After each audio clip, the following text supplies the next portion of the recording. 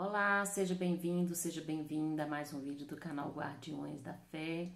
Eu sou Edmeia Lima e hoje nós vamos fazer o nosso penúltimo vídeo sobre a Idade Média e nós vamos falar exatamente sobre o final da Idade Média, que se deu com a queda de Constantinopla. Só para a gente se situar aqui um pouquinho, nós vimos em vídeos passados que existia o Império Romano, que ocupava uma grande extensão da Europa, norte da África e Oriente Médio.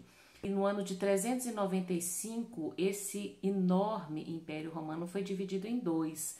O Império Romano do Ocidente, com sede em Roma, e o Império Romano do Oriente, com sede em Constantinopla, que hoje é Istambul, a capital da Turquia. No ano de 476, o Império Romano do Ocidente foi invadido pelos bárbaros e foi tomado. Com isso, nós tivemos o fim da Antiguidade, o fim da Idade Antiga.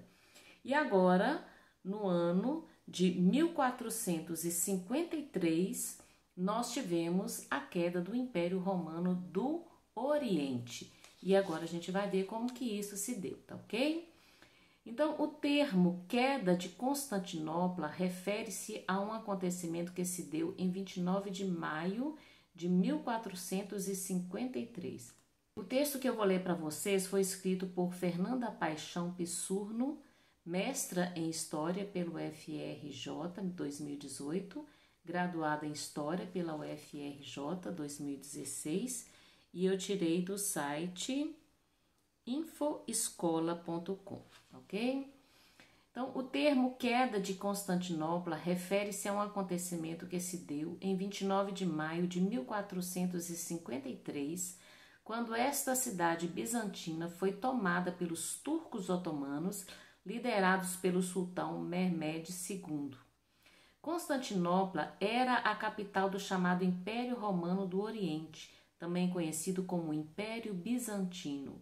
Ao contrário de sua outra metade do Ocidente, que se esfacelou com as invasões germânicas, a parte oriental se consolidaria como uma potência mediterrânea, principalmente a partir da ascensão do imperador Justiniano, 482 a 565, junto à sua influente consorte Teodora, 500 a 548.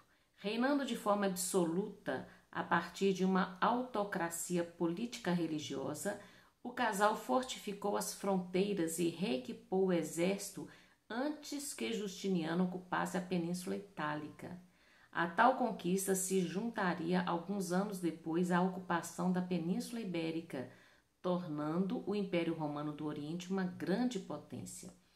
Paralelamente ao sucesso militar, Justiniano também sistematizaria os principais preceitos legais do direito romano e os transformaria em um código jurídico. Até hoje, esse trabalho constitui a base de diversas leis no mundo ocidental.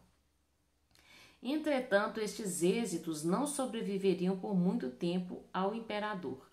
Em 636, o processo de decadência começou, quando a região da Síria foi perdida para os muçulmanos, seguida pela Palestina, Pérsia, Egito e a Península Ibérica. Em 1054 ocorreria o grande cisma religioso que separou a Igreja Católica Romana da Igreja Ortodoxa, afastando de Constantinopla a amizade dos monarcas europeus. Em 1347, a cidade seria uma das vítimas da epidemia de peste negra, inaugurando os vários séculos de decadência econômica e demográfica. Em 1453, Constantinopla mal tinha 1/10 da população que atingira em seu auge.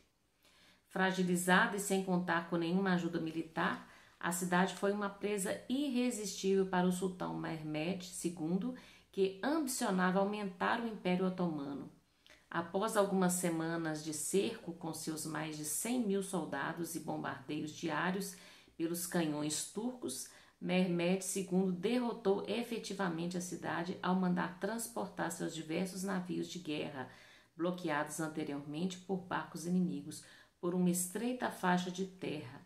Ao ser atacada por terra e mar, Constantinopla não foi capaz de resistir por muito mais tempo, caindo por fim após um cerco de aproximadamente 50 dias. O último imperador, também chamado Constantino, morreu durante os seus derradeiros esforços para defender a cidade.